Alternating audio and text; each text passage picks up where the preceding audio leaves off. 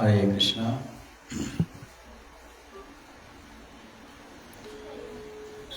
Om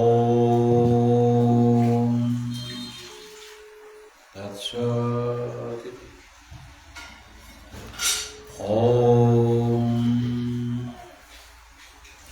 Akhanda Mandalakaram Vyaptam Yena Chacharam Tatpadam Darshitam Yena Tasmai Sri Gurave Namaha. Vandeham Sri Guru Sri Yotapada Kamalam Sri Gurun Vaishnavam Sri Rupam Shakrajatam Shahagana Raghunatham Mitam Tam Shajivam Sadaitam Savadhutam Parijana Sahitam Krishna Chaitanya Devam Sri Radha Krishna Padam Sahagana Lalita Sri Vishakhanvitam He Krishna Karuna Sindhu Dinabandhu Jagatpate Gopesha Gopika Kanta Radha Kanta Namostate Tapta Kanchana Gaurangi Radhe Vrindavaneshwari Vrishabhana Sota Devi Pranamami Hari Priye Barha Vidabhidaman Nigamada Tilakan Kundala Kranta Kandan Kanjakshan Kambukantan Smita Shubhagam Shadhare Nyastavinam Shamam Shantam Chibhangam Ravi Karavasanam Bhushitam Vaijayantya Vande Vrindavanastham Yuvati Shatabritam Brahma Gopalavesham Nigama Kalpatarur Galitam Phalam Shoko Mokhadam Rita Dravasam Yotam Pibata Bhagavatam Rasamalayam Mohuraho Rashika Bhuvi Bhavuka Narayananga Namaskritta Naran Chaiva Narottamam Devim Saraswatim Vyasam Tato Jayamudire Vancha Kalapataru Bhascha Kripa Sindhu Bhaivacha Patitanam Pavanebhyo Vaishnavebhyo Namo Namaha Jaya Jaya Sri Chaitanya Jaya Nityananda Jaya Advaita Gadadhara Sivasadi Gaur Bhaktavinda Nashta Prayeshu Yavadreshu Nityam Bhagavata Sevaya Bhagavati Uttama Sloke Bhakti Bhavati Nashtiki Hare Krishna Krishna Krishna Hare Hare Hare Rama Rama Rama Hare Hare Hare Krishna Krishna Krishna Hare Hare Hare Rama Rama Rama Hare Hare Hare Krishna Krishna Krishna Hare Hare Hare Rama Rama Rama Hare Hare Jai Sri Gurudev Ki Jai Shrimad Bhagavat Mahapuran की जय। समस्त वैष्णव वृंद की जय।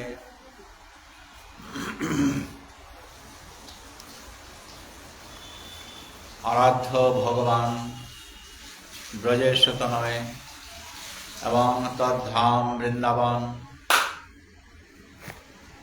श्रीमद् भागवत महापुराण के कोटि कोटि बार नमन पूर्वक गौरांग महाप्रभुर अशेष कृपाय आज আমরা হরিসভায় এই ভাগবত পাঠে নিয়োজিত হলাম।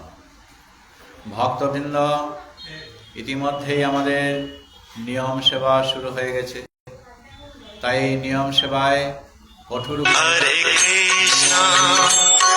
পাঠ করে নিয়মাবলী এইগুলা পালন করে আমাদের যেতে হবে।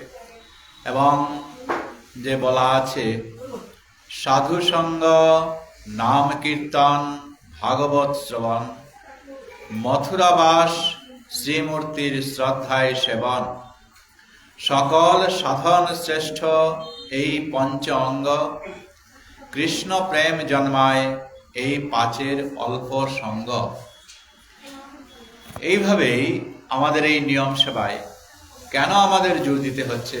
কারণ এই নিয়ম সেবার সময়ে যেভাবে নিয়ম নীতি নিষ্ঠার সঙ্গে যদি আমরা পালন করে অগ্রসর হয় ভগবত পদে, এ যেন চলার এক পদ অগ্রসর হওয়ার মাধ্যমে এই সময়ে হাজার গুণ ফল আমরা লাভ করতে পারি। এবং যে চৈতন্য চরিতামৃতে উল্লেখ আছে 5টি নিয়ম, পঞ্চ অঙ্গ বলে, সাধু সঙ্গ, নাম কীর্তন, ভাগবত শ্রবণ, মথুরাবাস, শ্রীমূর্তির শ্রদ্ধায় সেবন, এগুলো যদি আমাদের নিয়মিতভাবে এই নিয়ম মাসে যদি আমরা করতে পারি তাহলে আমাদের জীবন ধন্য হয়ে যায়। নিয়ম করে যে সেবা, এই হচ্ছে নিয়ম সেবা। তো আমাদের চতুর্মাস্যা ব্রত যারা পালন করছেন তাদের ক্ষেত্রে তো সৌভাগ্যই, কিন্তু যারা আমরা পারি না তারা অন্ততপক্ষে এই নিয়ম মাসে, অর্থাৎ এই কেউ কেউ পালন করছেন দশমীর, মা বিজয়া দশমীর পরদিন থেকে, একাদশী থেকে পরবর্তী ওই একাদশী পর্যন্ত, যেখানে আমাদের এবং কেউ কেউ আবার পূর্ণিমা থেকে পূর্ণিমা পর্যন্ত, রাস পূর্ণিমা পর্যন্ত যারা পালন করে। তো এই দুইভাবেই পালন করা শাস্ত্রের নিয়ম আছে। তো এতদিন আমরা গার্হস্থ্য ধর্মে আছি, প্রত্যেকের দ্বারা হয়তো সেই নিয়ম আমাদের পালন করতে নাও পারি, কিন্তু কঠোরভাবে এই নিয়মগুলা পালন করে যে সেবা করে ভগবানকে যাওয়া, সেটাই হচ্ছে প্রকৃতপক্ষে আমাদের নিয়ম সেবা। নিয়ম করে সেবা করে যাওয়া, সেটাই নিয়ম সেবা। এটাকে দামোদর মাসও বলা হয়, আবার কার্তিক মাস এসে যায়, এই কারণে কার্তিক ব্রতও বলা হয়।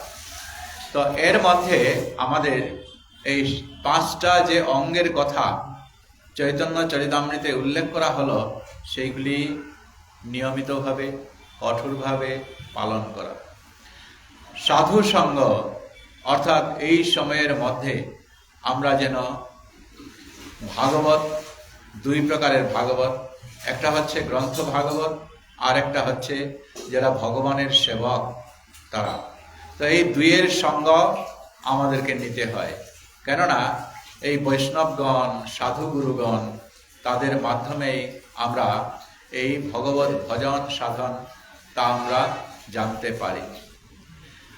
আবার এই নাম কীর্তন, ভগবানের নাম গুণকীর্তন করা, সে আমাদের হরিনাম দিয়ে হোক অথবা পাঠ কীর্তনের মাধ্যমেও হোক, কেননা কলের দূষ নিধে রাজন্নস্তি হি এক মহান গুণ, কীর্তনাদেব কৃষ্ণস্য মুক্ত সঙ্গ পরম ব্রজেত।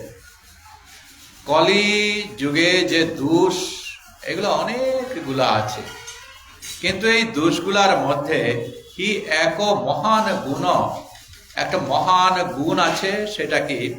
কীর্তনাদেব কৃষ্ণস্য মুক্ত সঙ্গ পরং ব্রজে, যে ভগবানের যদি গুণনাম কীর্তন করা হয় তাহলে আমরা অনায়াসেই এই ভবসাগর পাড়ি দিতে পারি। কলির যে কোনোখানে আমরা অগ্রসর হয় না কেন, সর্বত্র এই কলি বিরাজমান। কিন্তু ওই যে একটা মহৎ গুণ, সেটা হলো নাম কীর্তন। এবং যে গৌরাঙ্গ মহাপ্রভু তা কলির যুগে বিলিয়ে দিয়েছেন, যে তা আমাদের অক্ষরে অক্ষরে যদি আমরা পালন করি, সেই নাম গ্রহণ করি, তাহলে অনায়াসে আমরা গোবিন্দ চরণে আশ্রিত করতে পারব। তাই অন্যত্র ভগবান বলেছেন যে দেখো, শ্রবণাৎ দর্শনাৎ ধ্যানাৎ ময়ি ভাবয়নুকীর্তনাৎ ন তথা সন্নিকর্ষেণ প্রতিয়াত তত গৃহান। ব্রজের গোপীগণ যখন ভগবান শ্রীকৃষ্ণের সঙ্গ নিয়েছিলেন, তখন তাদেরকে তিনি উল্লেখ করে ভগবান শ্রীকৃষ্ণ একবার বলছিলেন কি, যে দেখো হে গোপীগণ, আমার বিষয় শ্রবণ কীর্তন এবং শ্রীমূর্তির দর্শন ও ধ্যান এবং নিরন্তর কীর্তন দ্বারা আমার প্রতি যেরূপ ভাব উদয় হয়, আমার সান্নিধ্যে বাস করলেও সেইরূপ হয় না। গতিকে যদিও আমরা এই বৈকুণ্ঠে আমরা স্থান পেয়ে থাকি, ভগবানের সান্নিধ্যেও যদি থাকি, ভগবান শ্রীকৃষ্ণ এইখানে স্পষ্ট বলছেন যে দেখো, এই যে আমার বিষয়ে আমার যে লীলা কথা যেগুলো আছে, এইগুলা যদি কেউ শ্রবণ কীর্তন করে, এবং আমার যে শ্রীমূর্তি আছে তা যদি কেউ দর্শন এবং ধ্যান করেন, এবং নিরন্তর কীর্তন দ্বারা যদি আমার প্রতি ভাব তারা উদয় করতে পারেন, তাহলে আমার সান্নিধ্যে যদিও তারা বৈকুণ্ঠ লোকে থাকেন, তথাপিও কিন্তু সেরূপ হয় না। তাই দেখা যায় যে আমাদের এই সাধু সঙ্গ, আমাদের এই নাম কীর্তন এবং আমাদের এই ভাগবত শ্রবণ আমাদের করতেই হবে।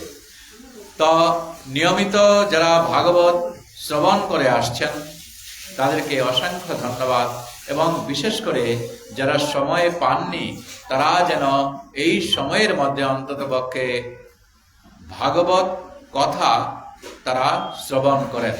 এবং ভাগবতে তো সেরকম করেই উল্লেখ আছে যে সদা সেব্যা শ্রীমৎ ভাগবতী কথা যস্য শ্রবণ মাত্রেন হরিশ্চিত্তং সমাশ্রয়ে। সদা সর্বদা যখনই সময় পাওয়া যায় তখনই এই ভাগবত কথাগুলা শ্রবণ করতে হবে। এবং যস্য শ্রবণ মাত্রেন, যা শ্রবণ মাত্রই হরি চিত্তং সমাশ্রয়ে, হরি ভগবান আমাদের হৃদয়ে তিনি বাস করে থাকেন। এবং অন্যত্র তিনি বলে গেছেন যে যারা নিয়মিতভাবে এইরকম করে তারা আমার এই ভাগবত কথা, আমার লীলা কথা শ্রবণ করেন, তাদের হৃদি অন্তস্থ হি অভদ্রাণী বিধুনতি সুহৃদ শতাম। তাদের অন্তরে যে কলুষতা আছে তা শুধু এই যুগের নয়, কত কত যে জন্ম আমরা ফেলে এসেছি, সেই সমস্ত কিছুই আমরা বিধুনতি সুহৃদ শতাম, ভগবান বলছেন যে সেইগুলা সব তিনি ধুয়ে মুছে পরিষ্কার করে দিয়ে থাকেন। তাই তিনি এই যে পঞ্চ অঙ্গ, আরেকটা হলো মথুরা বাস, অর্থাৎ বৃন্দাবন বা মথুরায় গিয়ে কেউ বাস করা, এবং শ্রীমূর্তির শ্রদ্ধায় শ্রবণ, এই যে আমাদের সামনে যে বিগ্রহ আছে সেগুলা শ্রদ্ধায় সেবা করা। তো এইগুলা তো কথা হচ্ছে কি, যে সবের পক্ষে এই নিয়ম সেবার মধ্যে হয়তো সেই বৃন্দাবন বাস, মথুরা বাস আমাদের নাও হতে পারে, কিন্তু গৌরাঙ্গ মহাপ্রভু বলছেন কি, যেই যে 5 অঙ্গের যে কোনো একটাও যদি অঙ্গ আমরা গ্রহণ করি, তাহলেই কিন্তু আমাদের এই কৃষ্ণ প্রেম আমাদের অন্তরে সেটা জাগৃত হবে। তাই আমাদের এই সব কিছু যদিও আমরা ছেড়ে দেই, মূলত আমাদের যে ভাগবত সেটা যদি আমরা আজ শ্রদ্ধা সহকারে শ্রবণ করি, তাহলে আমাদের যা কিছু সেটা সব আমাদের এই ভগবত সান্নিধ্যে আমরা অগ্রসর হতে পারব। তো আজকে আমরা আলোচনা করব যে গোপীগণ যখন ভগবান শ্রীকৃষ্ণের বংশের ধ্বনি তারা শ্রবণ করছিলেন, তখন শরৎ কাল আগমন হয়েছিল এবং বৃন্দাবনে এই শরতের আগমনে মনোরম অরণ্যে শ্রীকৃষ্ণ প্রবেশ করেছিলেন এবং বংশীধ্বনি শ্রবণে অল্প বয়স্ক গোপীগণের গীতের প্রশংসা এখানে করা আছে। তো শ্রীকৃষ্ণ, বলরাম এবং তাদের গোপবালক সখারা যখন গোচারণের জন্য বনে প্রবেশ করলেন, তখন শ্রীকৃষ্ণ তাঁর বাঁশি বাজাতে শুরু করলেন। আর সেই বংশীধ্বনি শ্রবণ করে করে তখন মনোরম বংশীধ্বনি শ্রবণ করে এই গোপীগণ মনে করতে লাগলেন কি যে কৃষ্ণ বনে প্রবেশ করেছেন। তখন তারা পরস্পরের কাছে ভগবানের নানাবিধ ক্রিয়াকলাপ তারা তখন বর্ণনা করতে লাগলেন। গোপীগণ একে অন্যের সঙ্গে মিলিত হলেন এবং বলতে লাগলেন যে দেখো হে গোপী, হে সখী, বেণুবাদনরত শ্রীকৃষ্ণের গোচারণে বনে গমন দর্শন করায় দুই চোখের পরম সার্থকতা। এই বাঁশি এমন কোন পুণ্য অর্জন করেছিল যে অনায়াসে সে শ্রীকৃষ্ণের অধরের সুধামৃত পান করতে সক্ষম হচ্ছে, যে আশীর্বাদ আমাদের মতো গোপীগণের পক্ষেও লাভ করা দুর্লভ। শ্রীকৃষ্ণের বংশীধ্বনি শ্রবণ করে ময়ূরগণ তখন নৃত্য করছিলেন। আর সেখানে এই যে অবস্থাটা সেখানে দেখা দিয়েছিল এমনভাবে যে আহা, ভগবান শ্রীকৃষ্ণের এই যে চরণ দর্শন করবে বলে তারা সেখানে অগ্রসর হচ্ছিল। সেই ভগবানের দর্শন পাওয়ার জন্য তারা আশ্চর্যভাবে লালায়িত তখন তারা হয়েছিল।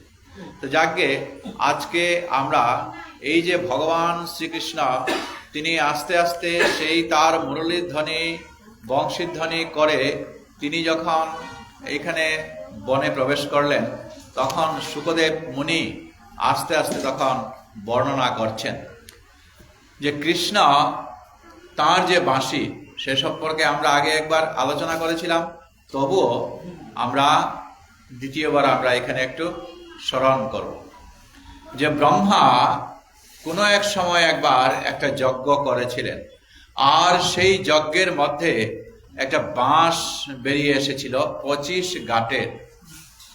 তো 25 গাঁট মানে সেটা 24.5 কখনো কখনো কেউ কেউ বলে থাকেন।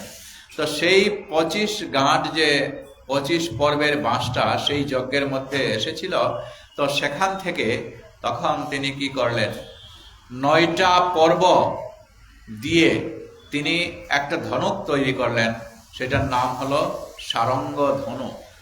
আবার যে 7 পর্ব, সেই 7 পর্ব দিয়ে তিনি তখন জয়ন্ত ধনু তিনি ব্যবহার করলেন। এই যে সারঙ্গ ধনু সেটা পরবর্তীকালে দেবাদিদেব মহাদেব অর্থাৎ শিব সেটা গ্রহণ করলেন। আবার শিব সেটা গ্রহণ করার পর পরবর্তীতে তিনি পরশুরামকে দিয়েছিলেন। পরশুরাম এককালে তিনি মনে মনে ভাবলেন কি যেই সারঙ্গ ধনু বা জয়ন্ত ধনু সেটা হাতে নিয়ে আমার কি করব, আমি বরং এটা একটা কাজ করি, একজনের কাছে রক্ষণাবেক্ষণের জন্য রেখে দেই, আর পরবর্তীতে আমি সাধন ভোজনে চলে যাব। তো সাধন ভোজনে চলে যাওয়ার জন্য তিনি তখন জনক রাজার কাছে গেলেন। জনক রাজার কাছে গিয়ে সেটা সমঝিয়ে দিলেন। আর সেখানে কয়েকটা দিন অবস্থানের পর তিনি দেখলেন এই যে একটা প্রকোষ্ঠে সেটা রাখা ছিল, কয়েকজন দুয়ারি সেটা রক্ষণাবেক্ষণ করছেন, আর এই ধনুকটা তোলা সেটাও একটা মহা মুশকিল। এটা যেহেতু শিবের ধনুক রূপে এতদিন ব্যবহৃত হয়েছে, হর মানে হচ্ছে শিব, তাই এই ধনুকটার নাম পরবর্তীতে হয়ে গেল হরধনু। এটা যখন পরশুরাম জনক রাজার কাছে রাখছিলেন, তখন কয়েকদিন তিনি সেখানে অবস্থান করছিলেন।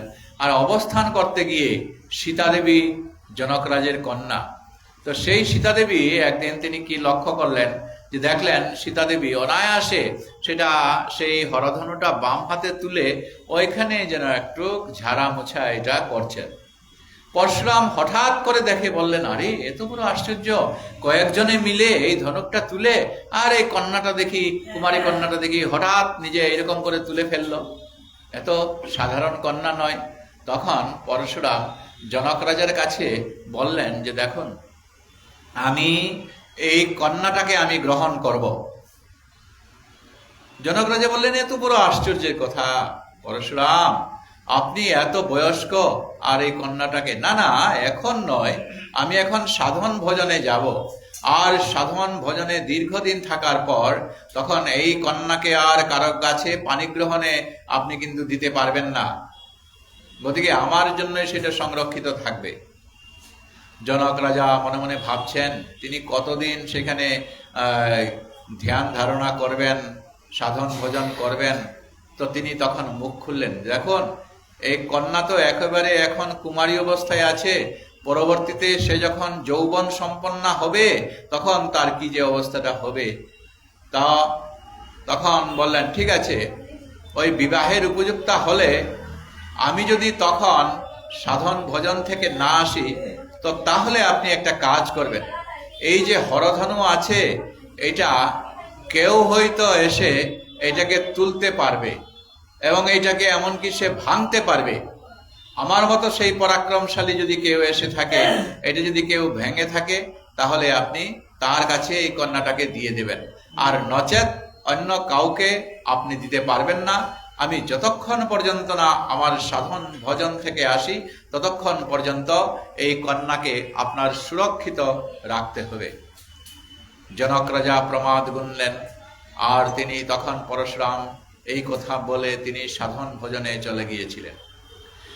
দীর্ঘদিন যাওয়ার পর আপনারা জানেন, এই বশিষ্ঠ মুনির দ্বারা একবার এই জনক রাজের যখন কন্যা সীতা উপযুক্ত বিবাহযোগ্যা হয়ে পড়লেন, তখন বিবাহের নিমিত্ত বশিষ্ঠ মুনি এই দশরথ মহারাজের 4 পুত্রকে জনক রাজের রাজসভায় তিনি নিয়ে এসেছিলেন, এবং এই যে বিবাহযোগ্যা সীতা দেবীকে তিনি রামচন্দ্রের কাছে পানি গ্রহণের প্রস্তাব তিনি দিয়েছিলেন। জনক রাজা বলছিলেন, ঠিকই আছে, কিন্তু এইরকম একটা কথা আমাদের আছে যে পানি গ্রহণের জন্য পরশুরাম কথা দিয়েছিলেন, এবং তিনি এও বলেছেন তিনি সাধন ভজনে আছেন, এমত অবস্থায় যদি কেউ পানি গ্রহণের জন্য আসেন, তাহলে এই যে হরধনু আছে, এই হরধনুকে যদি কেউ ভঙ্গ করে থাকেন, তাহলে তার কাছে এই সীতা দেবীকে প্রদান করা হবে। বশিষ্ঠ মুনির আজ্ঞা অনুসারে জনক রাজের সভায় সবার সামনে রামচন্দ্র তখন এবং সেই হরধনু ধারণ করে তিনি তখন সেই রাজসভার সম্মুখে সবার সম্মুখে সেটা ভেঙে ফেলেছিলেন, এবং হরধনু ভঙ্গ করে তিনি সীতা দেবীকে গ্রহণ করেছিলেন। পরবর্তীতে তাহলে দেখা গেল এই শিবের কাছ থেকে পরশুরামের কাছে গিয়েছে, এবং পরশুরামের কাছ থেকে এইটা এসেছিল এই রামচন্দ্রের কাছে। এই 9 পর্ব এবং 7 পর্ব যাওয়ার পর আরো 5 পর্ব, এই 5 পর্ব বাঁশের এ দিয়ে তখন আরো একটা ধনুক তৈরি করা হলো। কেন ধনুক তৈরি করা হয়? কারণ তখনকার দিনে তো যুদ্ধ বিগ্রহের একমাত্র অস্ত্র হলো এই ধনুক, আর এই ধনুকটা এমন অলৌকিক হবে যে সেটার শক্তি অসাধারণ এবং অনেক গুণসম্পন্ন। তাই যজ্ঞ থেকে উদ্ভূত এই বাঁশ দিয়ে তখন এই ধনুকগুলা তৈরি করা হচ্ছে। এবার এই বাঁশের যে 5 পর্ব দিয়ে যেটা ধনুক তৈরি করা হলো, সেই ধনুক তখন নাম হলো উদণ্ড ধনুক। আর এই উদণ্ড ধনুটাকে তখন গ্রহণ করলেন ইন্দ্র ইন্দ্র তখন সেটা গ্রহণ করে সেটা তখন পরবর্তীতে ব্যবহার করছিলেন। পরবর্তী 3 পর্ব, এই 3 পর্ব নিয়ে আবার আরো একটা ধনুক তৈরি করা হলো। এই ধনুকটার নাম দেওয়া হলো গান্ডীব। এই গান্ডীব ধনু প্রথমে অগ্নিদেব সেটা গ্রহণ করেছিলেন। এরপর অগ্নিদেব গ্রহণ করার পর পরবর্তীতে তিনি অর্জুনকে এককালে অগ্নি যখন তার পেটে অরুচি হয়েছিল, খাণ্ডববন দাহন করার পর ভগবান শ্রীকৃষ্ণ এবং অর্জুন খাণ্ডববন দাহন করার পর তখন অগ্নিদেব এই অর্জুনকে তখন এই গান্ডীব ধনু দিয়েছিলেন। এই গান্ডীব ধনু যেদিন ধারণ করেছিলেন সেই দিন অর্জুন একটা প্রতিজ্ঞা করেছিলেন যে আজ তিনি সব সম্মুখে যখন এই গান্ডীবটা ধারণ করছেন তখন কেউ যদি এই অর্জুনকে অবজ্ঞা হেতু বলে থাকেন যে তুমি এই গান্ডীব ধনু ত্যাগ করো, তাহলে তখনই তিনি তার শিরশ্ছেদ করবেন। এটা গান্ডীব ধনু ধারণ করার সময় তিনি প্রতিজ্ঞাবদ্ধ হয়েছেন। পরবর্তীতে একটা ঘটনা ঘটেছিল।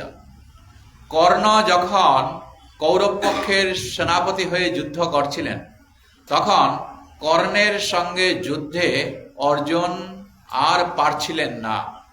তখন একদা যুধিষ্ঠির মহারাজ অর্জুনকে বলছিলেন যে তুমি কেমন বীর, তুমি অর্জুনকেও তুমি পারছ না এই গান্ডীব ধনু ধারণ করে, তোমার গান্ডীব ধনুটা ছেড়ে দাও। তখন সেই প্রতিজ্ঞার কথা তখন মনে হলো, আর সেই প্রতিজ্ঞা আবদ্ধ হয়ে তখন যে ছিলেন অর্জুন বাধ্য হয়ে তখন তিনি তার ভ্রাতাকে তিনি তখন শিরশ্ছেদ করতে পারলেন। পাণ্ডব ভ্রাতাদের মধ্যে মহা হুলস্থুল হয়ে পড়ল, হায়রে কি করা যায়। একদিকে ধর্মচিন্তা, কারণ অর্জুন প্রতিজ্ঞা করে ফেলেছেন যেদিন তিনি এই গান্ডীব ধনু ধারণ করেছেন কেউ যদি তাকে এই গান্ডীব ধনু ত্যাগ করো বলেন তার শিরশ্ছেদ করবেন বলে। অন্যদিকে তার জ্যেষ্ঠ ভ্রাতা, কি করা যায়।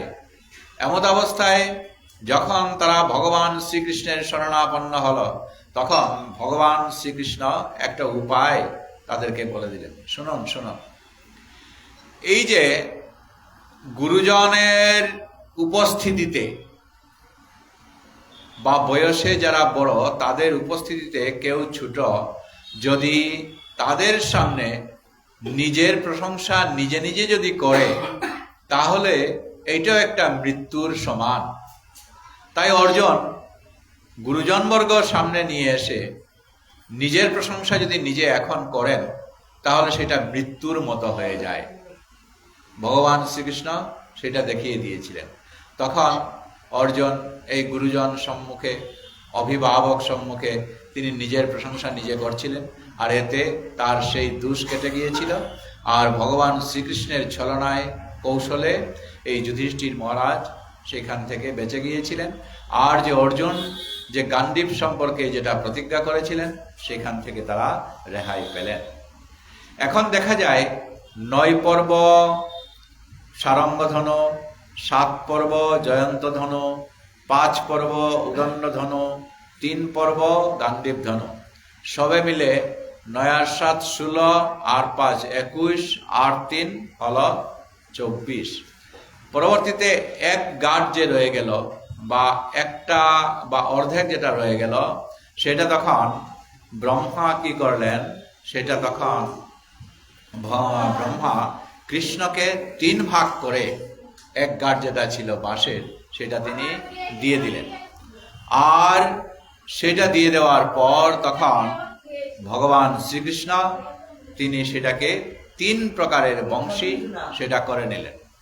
একটা হলো বেনু, এটা 17 আঙ্গুল লম্বা এবং 6টা ছিদ্র। যখন শ্রীকৃষ্ণ এটা ধারণ করেন তখন তাকে বলা হয় বেনু বিহারী। আবার মুরলী আর একটা সৃষ্টি হলো, সেটা 18 ইঞ্চির মতো এবং এক প্রান্তে একটা ছিদ্র, 4 ছিদ্র এবং মনোমুগ্ধকর সুর এটা সৃষ্টি করে। যখন ভগবান শ্রীকৃষ্ণ এটা ধারণ করেন বাজান, তখন তাকে বলা হয় মুরলী মোহন। আবার আরেকটা যে ভাগ থাকলো সেটা বংশী, সেটা 15 ইঞ্চি 9 ছিদ্র বিশিষ্ট এবং 12 আঙ্গুলের মতো প্রায় লম্বা। এটা যখন তিনি ধারণ করেন তখন তাকে বলা হয় বংশী বদন। এই বাঁশি নিয়ে, এই বংশী নিয়ে তিনি একটা বট গাছে তিনি বাঁশি বাজাতেন এবং সেটার নাম পরবর্তীতে হয়েছে বংশী বট। এখনো এই বৃন্দাবনে সেই বংশী বট আছে, বট মানে বটবৃক্ষ, সেটা আছে। এবং এখনো যারা ওই বংশী বটে যারা চলে যান, তারা তখন ওই গাছে গিয়ে কান যখন পাতেন তখন সেইখানে বাঁশির শব্দ এখনো শোনা যায় এবং এইখানে ঘন্টার ধ্বনি শোনা যায় এবং মৃদঙ্গের ধ্বনি এইগুলা শোনা যায়। যে যে ভক্ত যেভাবে তারা শুনেন, যেভাবে তারা কৃপা পান, সেটা তখন ওইখানে হয়ে যায়। এই অধমের সেইখানে এই ধ্বনি শোনার সৌভাগ্য হয়েছিল। আমি গত 2 বছর আগে যখন গেলাম তখন সেখানে গিয়ে কান পাতলাম, পাতার পর সেখানে দেখলাম যে স্পষ্ট সেখান থেকে একটা মৃদঙ্গ ধ্বনি আসছে। তো ভাবলাম কোথাও থেকে কোনো এরকম ধ্বনি আসছে কিনা। আমাদের সঙ্গে অন্যান্য যারা আছে তাদেরকে বললাম, দেখো তো একটু অন্য দিক থেকে কোনো শব্দ আসছে কিনা। না না, এটা এইখান থেকে। আবার কান লাগালাম, ওইখানে ওই মৃদঙ্গ ধ্বনি। আবার আরেকজন ভদ্র মহিলা ভক্ত, তিনি কান পাচ্ছেন, তিনি কিন্তু এইখানে শুনছেন ঘন্টার ধ্বনি, শুনছেন ঘন্টার ধ্বনি। আবার অন্যরা মৃদঙ্গ ধ্বনি, বংশীর ধ্বনি হয়তো আমি যখন গেলাম তখন কেউ শুনেননি। যাদের কৃপা হয় যে যেভাবে তারা ওইখানে শুনে থাকেন। আজও বৃন্দাবনে সেই বংশীর ধ্বনি সেইখানে তখন হচ্ছে। আজও বৃন্দাবনে সেইখানে সেই ভগবান শ্রীকৃষ্ণের সেই বটবৃক্ষে এই ধ্বনি তখন পাওয়া যাচ্ছে। সে আপনারা না বলবেন কিরকম, কুঞ্জবনে যান, সেখানে ব্রজের গোপীগণ নাকি সেখানে ছোট ছোট বৃক্ষ হয়ে সেখানে আছে এবং তারা রাত্রে নাকি তারা গোপী দেহ ধারণ করেন এবং তারা ওইখানে নৃত্য করেন। পরবর্তীতে দিনের বেলায় ওই স্বাভাবিকভাবে এই বৃক্ষ ধারণ করেন। সেখানে একটা মন্দির আছে, ওই মন্দিরে তখন এই রাধা কৃষ্ণের জন্য শাড়ি ধুতি আদি রাখা হয়, মিষ্টদ্রব্য রাখা হয়, তাম্বুল আদি সেখানে রাখা হয়, তালা মেরে দেওয়া হয়। পরবর্তী দিন গিয়ে সেখানে গেট দ্বারা আবদ্ধ থাকে, খিয়ে খোলা যায়, তখন সেইগুলা দেখা যায় সেখানে এলোমেলো থাকে। এগুলা নাকি তারা ভক্ষণ করেছেন রাত্রির অন্ধকারে। যারা কেউ এখানে স্পষ্টত তারা দেখবেন বলে তারা লুকিয়ে যখন থাকেন, তখন তারা পরবর্তী দিনে দেখা যায় যে তারা ওইখানে মারা গেছেন, হ্যাঁ, মৃত অবস্থায় আছেন। একটা কলেজের ছাত্র, সে মনে করেছিল কি এইগুলা সব ভাওতাবাজি, তো রাত্রে কোথাও একটা জায়গায় লুকিয়ে থাকলো। ওইখানের যারা লোক আছেন তারা টর্চ দিয়ে অনুসন্ধান করেন যে কেউ এখানে আছে কিনা, ওইখান থেকে সরিয়ে দেন লোকজন। কিন্তু এই বাচ্চারা ওইখানে থাকলো, পরবর্তী দিনে দেখা যায় সে ওইখানে প্রণাম করে তার দেহটা ত্যাগ করেছে। এই যে চর্মচক্ষু, এ দিয়ে কিন্তু সেই লীলা দর্শন করা হয় না। আর যদি কেউ দেখে দর্শন করে, তার মৃত্যু অবশ্যম্ভাবী। এরকম করেই সেখানে আজও সেখানে কথাগুলা বিরাজমান হয়ে সেখানে আছে। তো এই বেণুবিহারী যখন তিনি বেণু দিয়ে বংশী বাদন করেন তখন মহা আনন্দ সম্মোহনী হয়, তখন রত্ন খচিত হয়ে পড়ে। আবার যখন মুরলী তিনি বাজান তখন স্বর্ণ খচিত হয়। আবার বাঁশি যখন তিনি বংশী বাজান তখন মণিরচিত গোপ বৃন্দগণের এইটা অত্যন্ত প্রিয়, সেটা তিনি বাজিয়ে থাকেন। তো কেউ কেউ বলে থাকেন যে এই যে বাঁশির 6 ছিদ্র, এই বাঁশির আমরা যেটা দেখি সেটা হচ্ছে ষড়রিপু। রাধানাথ স্বামী তিনি একজন সাধক, তিনি যে বলছেন কি যে পূর্ণ পাত্রে যখন জল দেওয়া হয় তখন পূর্ণ পাত্রকে আরো জল যদি ঢালি তাহলে সেটা উপচে পড়ে। তেমনি আমাদের এই যে ষড়রিপু, সেটা আমিত্ব ভাব, সেটাকে যদি ঘিরে থাকে তাহলে ওইখানে আরো জল ঢাকলে আমাদের প্রবেশ করানোর আর জায়গা থাকে না। ঠিক সেরকম আমাদের এই ষড়রিপুটা যদি আমরা বশ করতে পারি, তাহলে এই প্রকৃত এই গোবিন্দ চরণে আমরা আমাদের মনোনিবেশ করতে পারি। এখন প্রশ্ন হচ্ছে, কখনো কখনো আমাদের এই বাঁশির মধ্যে মকর মাছ তার একদিকে লাগানো আছে, তো সেইটার মকর মাছ বাঁশির মধ্যে লাগানো কেন? কারণ একদা দেবী যশোদা তিনি একাদশী দিনে তিনি অন্ন পাক করেছিলেন। তো অন্ন তো সাধারণত একাদশীর দিনে ভোগ করা হয় না, তিনি সেটা পাক করে ফেলেছেন। তখন তিনি মনে মনে চিন্তা করলেন, হায় রে, আমি তো একাদশীর দিনে এরকম করে অন্ন পাক করে ফেললাম, কি যে আমার অবস্থা, কাকে এটা খাওয়ানো হবে? তো পশু পাখি যারা এবং গো মহিষাদি যারা আছে, এগুলাকেও তিনি মনে মনে ভাবছেন, খাওয়ালে তো আজ একটা পাপগ্রস্ত হয়ে যাব। দ্বিতীয় তাদেরকে গোবৎসদের এবং গো জাতি তারা তখন এটা ছেড়ে চলে যাচ্ছে, কি করবেন? কেউ তখন আর গ্রহণ করছে না, পশু জাতীয় কেউ তখন গ্রহণ করছেন না। একদা একটা বড় পুষ্করণীর পাশে গিয়ে তিনি দেখলেন যে একটা মাছ, যশোদা মাতা যেখানে অন্ন নিয়ে আছে, মনে মনে ভাবছেন কি, এই অন্নগুলা হয়তো একটু ফেলে দেই পুষ্করণীর মধ্যে, আর পরে তারা খাবে। একটা মকর মাছ ওইখানে এসে গেল। আসার পর তখন আগে তো এরকম ভাব নিয়ে কথাবার্তাগুলা হতো, মাতা যশোদা এই মাছের সঙ্গে কথাবার্তা বললেন। তিনি বললেন, এতে যদিও পাপ হয়, কিন্তু কি করি, জেনে জেনেও আজ কৃষ্ণকে অন্ন খাওয়ানো হবে না, অন্য কাউকে অন্ন খাওয়ানো হবে না, তো এখন কি করি আমি? এটা কেউ গ্রহণ করবে? তুমি গ্রহণ করবে? মাছ বলল, বাস্তবিকই এটা তো হয়তো আজকে কেউ গ্রহণ করছে না সত্য, কিন্তু মাতা আমি গ্রহণ করব। কিরকম? একটা শর্তে, যে যদি ভগবান শ্রীকৃষ্ণ তাঁর বাঁশিতে যদি আমাকে এইরকম ধারণ করে থাকেন, তাহলে আমি এই আপনার আজকের দিনে যে পাপগ্রস্ত হবে বলে কেউ অন্ন গ্রহণ করছে না, সেটা আমি গ্রহণ করব। ঠিক আছে, আমার পাপ হয়েও থাক, কিন্তু কৃষ্ণের এই অধরে আমি তখন স্থান পাব। ওই তখন তিনি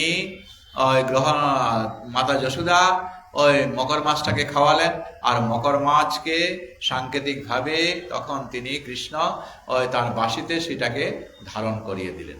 তো যাক, এখন শুকদেব গোস্বামী তিনি তখন গোপীগণের এইরকম করে যে বংশীধ্বনি তিনি করলেন, বংশীধ্বনির পর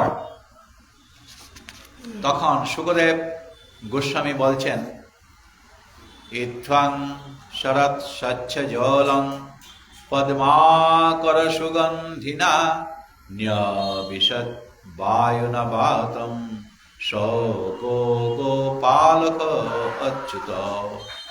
এইভাবেই বৃন্দাবনে শরৎকালীন স্বচ্ছ জলে পরিপূর্ণ ছিল। নির্মল সরোবরে উৎপন্ন পদ্মফুলের সুগন্ধযুক্ত বায়ুর দ্বারা সুশীতল হয়েছিল। অচ্যুত ভগবান তার গাভী এবং গোপালকদের সখাদের সঙ্গে সেই বৃন্দাবন অরণ্যে তিনি প্রবেশ করেছিলেন, এবং কুসুমিত বনরাজি সুস্মি ভিঙ্গ দ্বিজ কুল ঘুষ্ট সরসরিত মহিধ্রুম মধুপতি অবগাজ্য চারয়ন গা সহ পশুপাল বল চুগুজ বেন। বৃন্দাবনের সরোবর, নদী ও পর্বত সকল মত্ত ভ্রমর এবং পুষ্পিত বৃক্ষে বিচরণশীল পক্ষীকুলের আনন্দে তখন তারা ধ্বনি করছে, এবং গোপবালকগণ বলরামের সঙ্গে মধুপতি সেই বনে প্রবেশ করে গোচরণ কালে তার সেই বংশীধ্বনি করতে লাগলেন। আর গোপীগণ কৃষ্ণ সম্বন্ধে তারা তখন বলা বলি শুরু করলেন, যে কৃষ্ণের কার্যাবলী, কৃষ্ণ কি কি করেন, সেইগুলো তারা তখন স্মরণ করতে লাগলেন। এবং এই যে কৃষ্ণের প্রতি সখীদের এই যে আকর্ষণ, চিত্ত বিক্ষিপ্ত হয়ে তারা কৃষ্ণের প্রতি একেবারে মন ধাবিত করে গেছে। আর ভগবানের সেই যে রূপ, সেটা শুকদেব মুনি পরীক্ষিত মহারাজের কাছে তিনি বর্ণনা করছেন।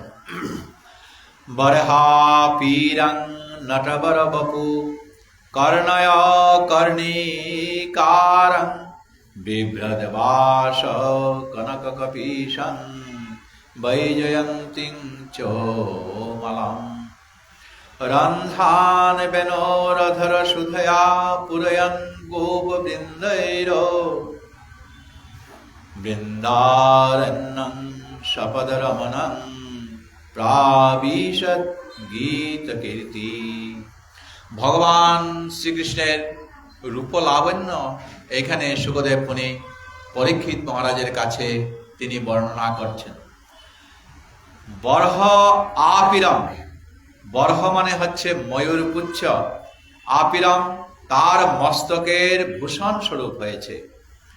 কর্ণদ্বয়ে নীল কর্ণিকার পুষ্প, স্বর্ণের মতো উজ্জ্বল পীতবসন এবং বৈজয়ন্তী মালা তিনি পরিধান করেছেন। এই যে বৈজয়ন্তী মালা, আপনারা যখন বঙ্কবিহারীতে যারা গেছেন বা যাবেন, সেখানে দেখবেন বৈজয়ন্তী মালা সেখানে বিক্রি হচ্ছে। এটা অনেক অনেক দাম। কৃষ্ণ অত্যন্ত সেটা মালাটা তার প্রিয়, তাই সেই মালাটাকে গ্রহণ করে তিনি এমনভাবে ধারণ করেন যে তাকে সেটা দুদুল্যমান হয়ে যখন থাকে সেটা সবে আনন্দ অনুভব করে থাকেন। সেই বৈজয়ন্তী মালা পরিধান করে শ্রীকৃষ্ণ তার চিন্ময় নটবর রূপ তিনি প্রদর্শন করলেন এবং তারই পদচিহ্নের দ্বারা শুভিত বৃন্দাবনের অরণ্যে তিনি প্রবেশ করলেন। ভগবান শ্রীকৃষ্ণের সেই পদচিহ্নে কি আছে? ধ্বজ, বজ্র, অঙ্কুশ এইগুলা আছে। এইগুলা যদি কেউ দর্শন করেন এবং এইগুলা যদি কেউ অন্তর দিয়ে সেটা যদি স্মরণ করেন, তাহলে অনায়াসে গোবিন্দ চরণে তিনি আশ্রয় পেতে থাকেন। তিনি তার বেণু রন্ধ্রসমূহ তার অধরামৃত দ্বারা পূর্ণ করেছিলেন, আর গোপ বালকেরা তখন তার মহিমা কীর্তন করছিলেন। ইতি বেণুরবং রাজন সর্বভূত মনোহরম শ্রুত্বা ব্রজ স্ত্রীয় সর্বা বর্ণয়ন্তে অভিরে ভিরে। হে রাজন, সুখদেব মুনি বলছেন পরীক্ষিত মহারাজকে যে ব্রজের অল্প বয়স্ক নারীগণ যখন সমস্ত প্রাণীর মন হরণকারী কৃষ্ণের বংশীধ্বনি শ্রবণ করলেন, তখন তারা পরস্পরকে আলিঙ্গন করলেন আর তা একে অন্যের সাথে বর্ণনা করা শুরু করলেন। যেই মাত্র কৃষ্ণের বংশীধ্বনি তারা গৃহে গৃহে থেকে সেটা শুনতে লাগলেন, অত্যন্ত আনন্দে তারা তখন একে অন্যকে আলিঙ্গন করলেন এবং কতক গোপী ভাবাবেগ প্রকাশ করতে শুরু করলেন। অন্য গোপীরা যে হৃদয়ঙ্গম করছিলেন এই বংশীধ্বনি, তারাও হৃদয়ে প্রেমময়ী এই বংশীধ্বনির উচ্ছ্বাস, এতে তারা অংশীদার হয়ে গেল। অল্প বয়স্ক কৃষ্ণের প্রতি মাধুর্য প্রেমে তারা অভিভূত হয়ে পড়লেন। তখন তারা একে অন্যকে আলিঙ্গন করতে শুরু করছিলেন এবং গোপীগণ তখন বলতে লাগলেন, শ্রী গৈপ্যযুজু অক্ষন্নতাম ফলম ইদম ন পরম বিদাম শৈক্ষ পোষণ অনুবিবেশয়ত বয়স্যৈ ভক্তম ব্রজৈষ সুতয় অনুবেনজুষ্টুম ইয়ৈবা নিপীতম অনুরক্ত কটাক্ষমোক্ষম। গোপীগণ তখন বললেন, হে সখীগণ, যে সমস্ত চক্ষু নন্দ মহারাজের দুই পুত্র কৃষ্ণ এবং বলরাম তাদের সুন্দর মুখমণ্ডল দর্শন করে, তারা নিঃসন্দেহে ধন্য। কারণ এই যে কৃষ্ণের শ্রী মুখমণ্ডল এবং বলরামের মুখমণ্ডল এবং দুই পুত্র তাদের সখাদের দ্বারা পরিবেষ্টিত হয়ে তাদের সম্মুখে গাভীদের চালনা করে বনে প্রবেশ করেন এবং তাদের মুখে বংশী ধারণ করেন ও ব্রজবাসীদের প্রতি অনুরাগ যুক্ত হয়ে কটাক্ষপাত করেন। তাই যাদের চক্ষু আছে আমরা মনে করি তাদের কাছে এর থেকে শ্রেষ্ঠতর দর্শনীয় বস্তু আর কিছু নেই। গর্গমুনি তো কৃষ্ণের নামটাই রেখে দিয়েছেন অনেক চিন্তা করে। কৃষ্ণ শব্দের অর্থটাই কি? এটা হচ্ছে আকর্ষণ। ভগবান শ্রীকৃষ্ণের রূপ যদি কেউ দেখেন তাহলে তার প্রতি আকৃষ্ট সুনিবিষ্ট হয়ে তারা থাকবেন। এবং এই যে শ্লোক আমরা আগে উল্লেখ করলাম, এইটার অত্যন্ত তাৎপর্য আছে। কি সেই শ্লোকটা? বর্হাপীরাং নটবর বপু কর্ণয় কর্ণিকারং বিভ্রদবাস কনক কপীশং বৈজয়ন্তীং চোমলম রন্ধ্রান বেনোরধর সুধয়া পুরয়ন গোপ বৃন্दैर বৃন্দারণ্যং শপদ রমণং প্রাবিশৎ গীত কীর্তি। এই যে শ্লোকটা, এটার অনেক তাৎপর্য আছে। সুখদেব মুনি মাতৃগর্ভে, তার মাতার নাম হলো বেটিকা, অর্থাৎ ব্যাসদেবের পত্নীর নাম হচ্ছে বেটিকা। তিনি গর্ভ ধারণ করেছেন এবং গর্ভ ধারণ করে এই সুখদেব মুনিকে 16 বছরের মতো 12 বছরের মতো তিনি গর্ভে অবস্থান করছেন। তো তিনি আর এখন গর্ভ ছাড়তে রাজি নয়। কেন? কারণ যদি তিনি জন্মগ্রহণ করেন তাহলে এই মায়ার জগতে তিনি আসবেন, মায়া তাকে আক্রান্ত করবে। এই কারণে তিনি চাইছেন না গর্ভ ভূমিষ্ঠ হতে। ব্যাসদেব মুনি বলছেন যে দেখো, তোমার মাতা অনেক কষ্ট পাচ্ছেন, তাই তুমি এই তোমার মাতার গর্ভ থেকে ভূমিষ্ঠ হও। বলছেন, পিতা আমাকে অনুরোধ করবেন না, আমি ভূমিষ্ঠ হব না। কেন হবে না? কারণ যদি হয়ে থাকি তাহলে মায়ায় আমি প্রবেশ করব। বলছেন, তুমি মায়ায় প্রবেশ করবেন না, না তোমার কথায় আমি আর বিশ্বাস করি না। তারপর ব্যাসদেব ভগবানের শরণাপন্ন হলেন এবং ভগবানের কথা অনুযায়ী তিনি বললেন যে তুমি মায়া আকৃষ্ট হবে না। ওই তখন তিনি ভূমিষ্ঠ হয়ে পড়লেন। যেহেতু প্রায় 12 বছরের উপরে হয়ে গেছে, ভূমিষ্ঠ মাত্রই তখন তিনি সুজা বনের দিকে অগ্রসর হচ্ছেন। কেন? কারণ এইখানে যদি থাকেন তাহলে তাকে এই জাগতিকে তাকে থাকতে হবে। এবং যে ছেলেকে ব্যাসদেব মুনি তাদের এই কর্মগুলা পর্যন্ত করেননি, এই 10বিধ কর্ম আছে প্রত্যেক মানুষের, এই কর্মের একটাও তখন তাকে আর করতে পারছে না। উপনয়ন আদি এইগুলাও তো করতে পারছে না।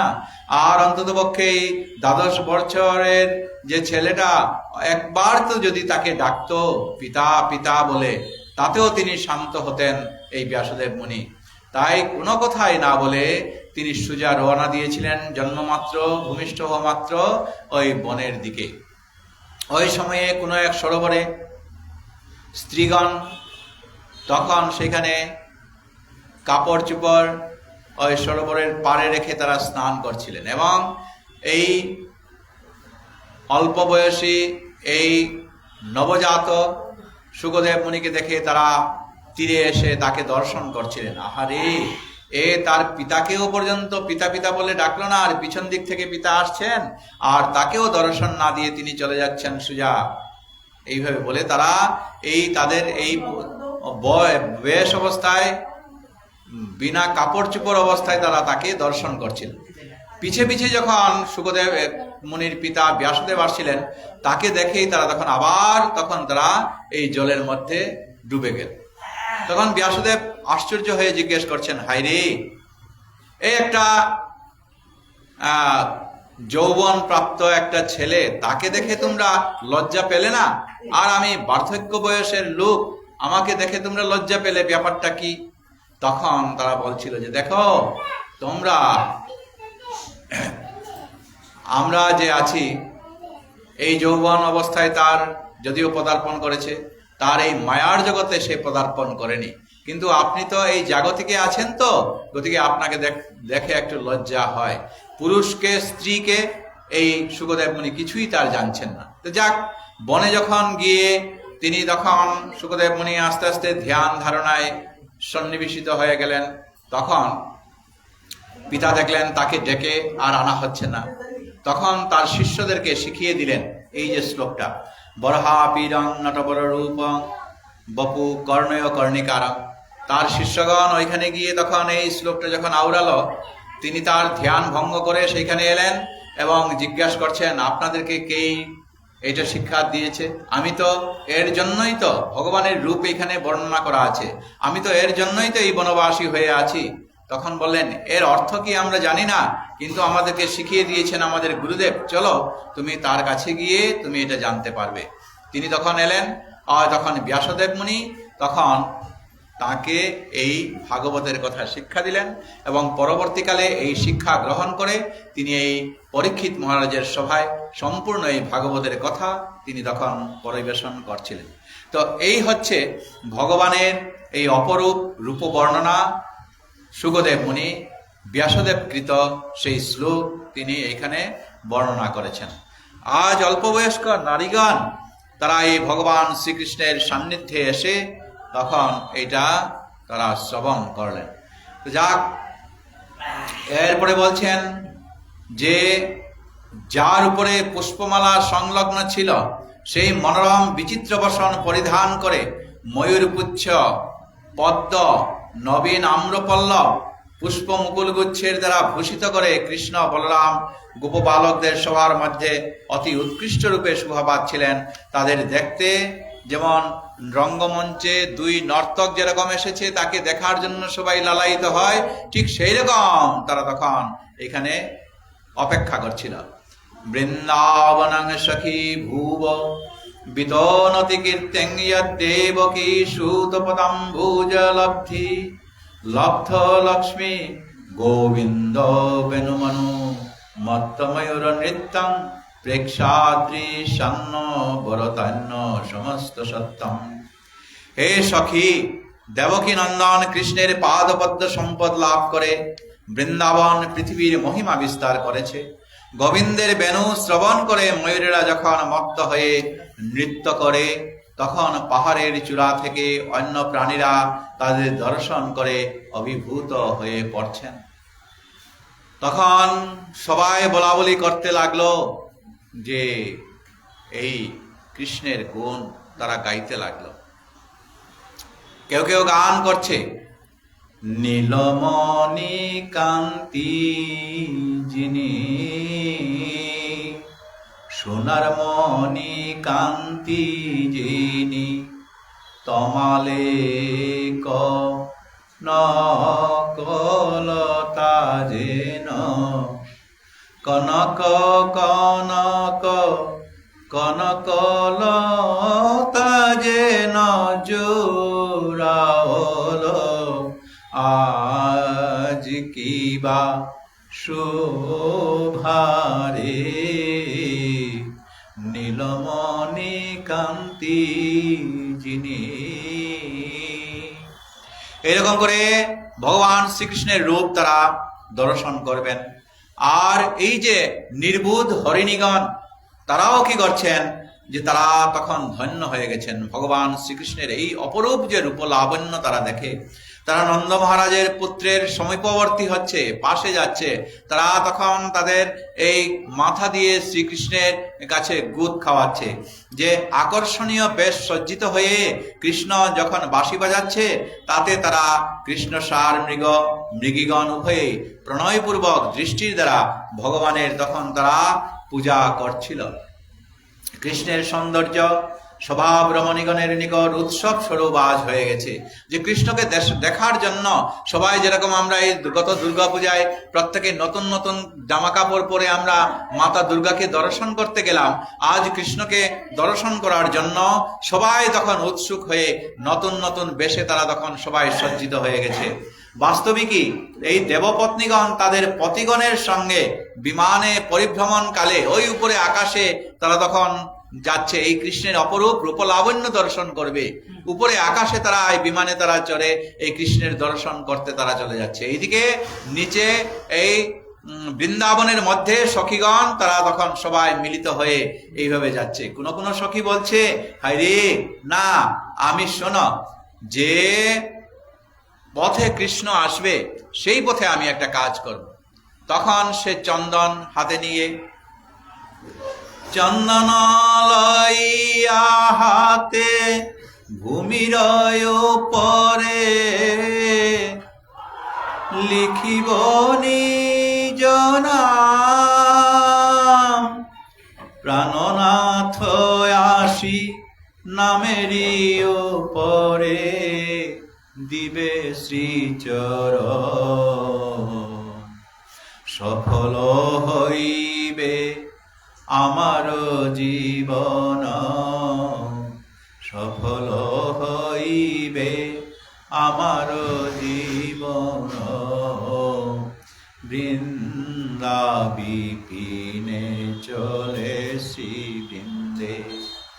আজ ললিতা তাদের অনুগামী, তাদের সামনে সখী, তিনি কি করছেন? চন্দন হাতে নিয়ে তখন ওই নিজের নামটা লিখছেন, যে কৃষ্ণ তো এই পথে আসবে, আর এই পথে যখন আসবে তখন এই তার নামটার উপর দিয়ে কৃষ্ণ তখন তার চরণটা ফেলবে, আর এই চরণের উপর দিয়ে যখন যাবে নিজের জীবনটা তখন ধন্য হয়ে যাবে।